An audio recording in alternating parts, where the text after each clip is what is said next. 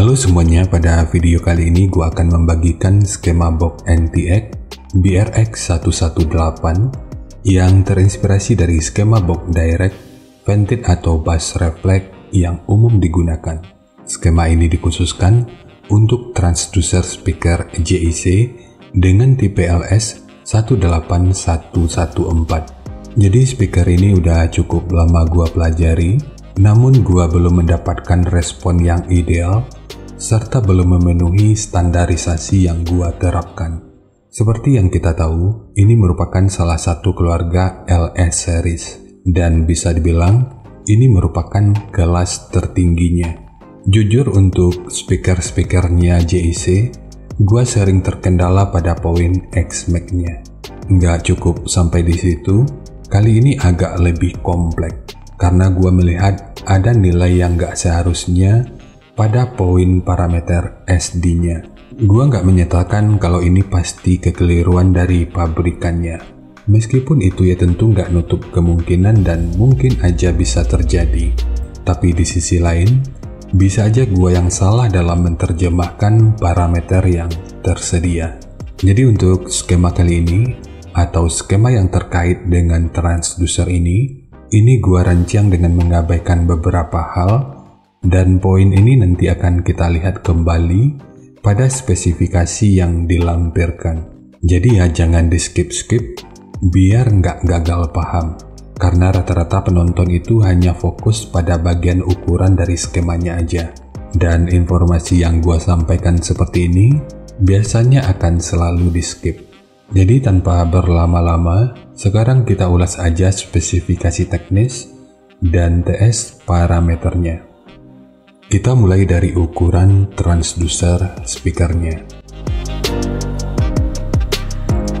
Untuk diameter lubang pada box, ini ukurannya 428 mm, ukuran magnet 250 mm, ukuran total dari magnet hingga gasket 232 mm, ketebalan gasket 13 mm, ukuran antara baut 445 mm, ukuran terluarnya 470 mm. Dan mungkin masih ada istilah yang salah dari cara penyebutannya, dan di waktu berikutnya akan terus gua coba untuk perbaiki. Sekarang kita beralih ke spesifikasi teknis dan TS parameternya.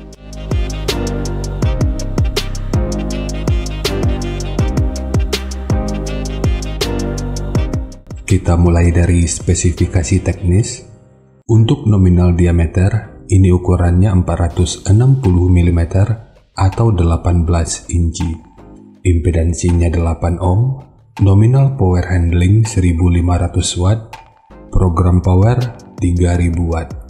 Jika lu masih ragu dengan perbedaan antara nominal power handling dengan program power ini udah pernah gua bahas pada video yang akan gua selipin pada pojok kanan atas video ini, atau nanti bisa juga dicek pada kolom deskripsi. Kemudian untuk sensitivitas pada 1 watt per 1 meter, ini 97,14 dB. Untuk rentang frekuensi, mulai dari 40 sampai 2100 Hz atau 2,1 kHz. Ukuran voice coil-nya 114 mm atau 4,5 inci. Dan untuk spesifikasi lanjutan bisa dilihat sendiri.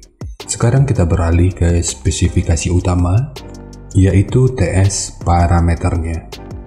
Untuk Fs ini 40 Hz, RE 5,979 ohm, QMS 12,3, CAS 0,47, QTS 0,453, CMS 0,059 mm per Newton, MMS 200,2 gram, efisiensi 2,389%, BL 27,27 Tesla meter, fast 117,4 liter, SD 0,483 meter persegi, X-Max 7 mm, induktansi voice coil-nya 1,319 mH. Dan untuk jenis box speaker, jika kita mengambil patokan pada referensi ABP, ini tentu udah bisa digunakan pada box dengan dan tanpa lubang angin. Karena untuk ABP-nya, ini sekitar 85,1. Cara mengetahui ABP ini juga udah pernah dibahas pada video yang akan gue selipin pada pojok kanan atas video ini, atau nanti bisa juga dicek pada kolom deskripsi. Bagian yang paling gua sorot di sini selain pada poin XMAX, ada pada parameter SD-nya. Gua mungkin aja bisa salah dalam menerjemahkan, tapi dengan nilai SD di 0,483 meter persegi, itu rasanya udah di luar jangkauan. Dan semoga aja nanti ada teman-teman dari pabrikan JIC yang mungkin aja nonton video ini bisa membantu untuk menjelaskan. Sebab dari pemahaman gua, parameter SD atau surface area of the diagram pada sebuah speaker, mohon pemakluman dari pengucapan gua karena gua nggak bisa bahasa Inggris. Jadi parameter ini merujuk pada luas efektif dari membran atau konus speaker yang bergetar untuk menghasilkan suara. Dan seperti yang kita tahu, SD itu biasanya dinyatakan dalam satuan cm persegi dan ada juga dalam satuan meter persegi, seperti yang digunakan JIC pada video yang kita bahas saat ini. Secara umum, parameter SD dari speaker berukuran 18 inci itu berkisar antara 1000 sampai 1300 cm persegi atau dalam meter persegi kurang lebih 0,1 sampai 0,13 meter persegi. Lalu pertanyaannya, apakah ini merupakan parameter SD yang bersifat khusus? Dari poin ini kita sama-sama bisa melihat kalau ini ukurannya udah berkali-kali lipat. Dan menurut gua ini tentu udah nggak logis. Jika ini benar merupakan sebuah kekeliruan dari pabrikan, kita tentu berharap parameter ini bisa segera diperbaharui dengan pengukuran ulang. Harapannya sih gitu ya bro. Tapi ya semoga permasalahan ini hanya terjadi karena gua yang salah dalam menerjemahkan. Jadi sekali lagi, ini hanya pemahaman yang gua tahu, jadi gua bisa aja salah, dan pabrikan tentu lebih paham karena mereka memiliki sumber daya dan ilmu yang lebih. Kesimpulannya, skema yang akan gua bagikan kali ini memang hanya akan mengacu sesuai parameter yang tersedia aja. Meskipun nanti akan ada beberapa rincian semu yang akan gua skip. Gua pikir informasi ini udah sangat cukup. Sekarang kita masuk aja ke rincian semuanya.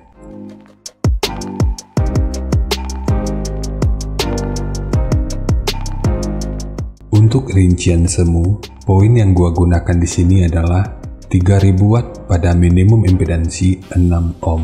Jadi di sini gua mengambil watt peak-nya aja karena dengan watt peak, XMAX-nya seperti nggak bergerak.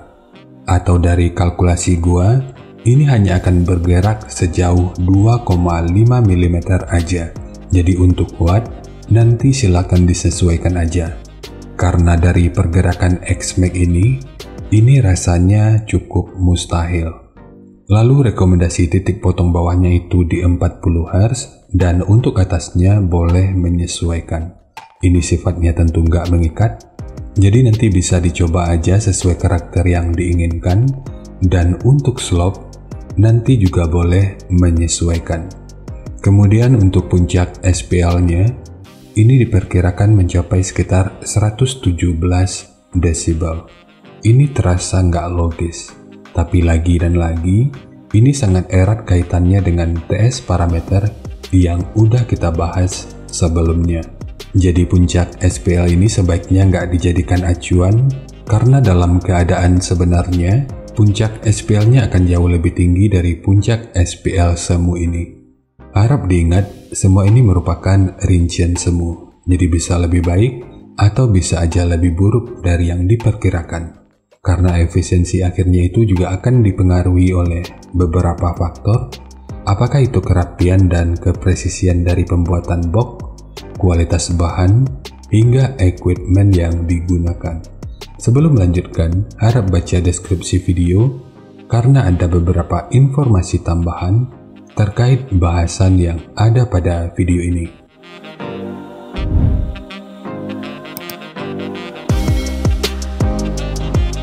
Dan berikut referensi yang gua gunakan dalam mendesain skema box speakernya. Jadi dari transfer function magnitude ini kita bisa melihat meskipun dipotong di 40 Hz, frekuensi 35 Hz ini udah bisa direspon pada minus 3 dB dan 40 Hz pada 0 dB. Ini seharusnya cukup masuk akal jika kita kembali melihat TS parameter yang tersedia. Dan rasanya ini juga masih sinkron jika dibandingkan dengan speaker JIC lain dengan ukuran yang sama. Kemudian untuk respon dari portnya, dengan daya 3000 watt, pergerakan udara pada port puncaknya diperkirakan sekitar 9,1 meter per detik. Lagi dan lagi, poin ini rasanya kurang logis, tapi ya nggak apa-apa, sebab ini cuma sekitar 55% dari standar maksimal air velocity yang gua terapkan. Lalu untuk gain yang dihasilkan oleh port kurang lebih seperti ini. Jadi secara teori, di sini port akan membantu dalam merespon frekuensi bawah hingga sekitar 31 Hz pada minus 3 dB.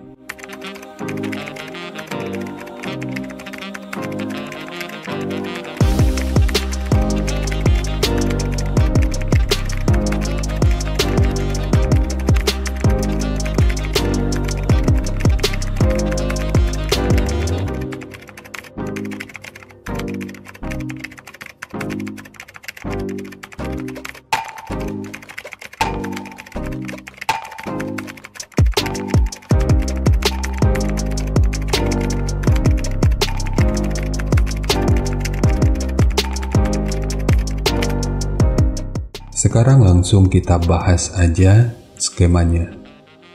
Untuk multiplex, ini menggunakan multiplex dengan ketebalan 18 mili. Kita mulai dari tinggi, jadi tinggi box ini adalah 660 mili, panjang ke belakang 670 mili, kemudian lebarnya 560 mili. Yang perlu diingat, ketiga poin ini merupakan ukuran terluarnya. Sekarang kita fokus ke ukuran internalnya. Untuk port, tinggi portnya adalah 80 mili. Sementara untuk sekatnya yang kalau kita ukur dari sudut ini sampai ke sudut ini ukurannya 330 mili. Kemudian untuk triplek dari dudukan speaker ini menggunakan dua lapis. Satu sebagai dudukan utama dari transdusernya dan satu lagi sebagai penguat dari dinding luarnya. Bagian dinding luar ini tentu juga sangat penting, jadi jangan di skip. Sebab peranan dinding luar ini akan cukup berfungsi dalam memperkuat serta meredam hentakan dari output suaranya. Kemudian ukuran dari sudut ini sampai ke sudut ini ukurannya 566 mili. Lalu di sini ditambahkan penguat berupa sekat yang bentukannya seperti ini dengan ukuran 260 mili dan ketebalannya 36 mili. Biar lu nggak ragu, 36 mili ini merupakan hasil penggandaan dari dua potong multiplex 18 mili. Kemudian di sudut ini dan ini ditambahkan segitiga yang bertujuan untuk meminimalisir kebocoran dan meningkatkan aerodinamika, sehingga proses resonansinya itu bisa berfungsi dengan lebih optimal. Sementara untuk handle, ini hanya untuk estetika dari penyajian videonya aja. Namun jika lu ingin menggunakan handle triplek seperti ini, akan lebih baik jika di setiap sudutnya dibentuk seperti ini. Ini bertujuan untuk aerodinamika, jadi nanti tinggal di custom aja sesuai kebutuhannya.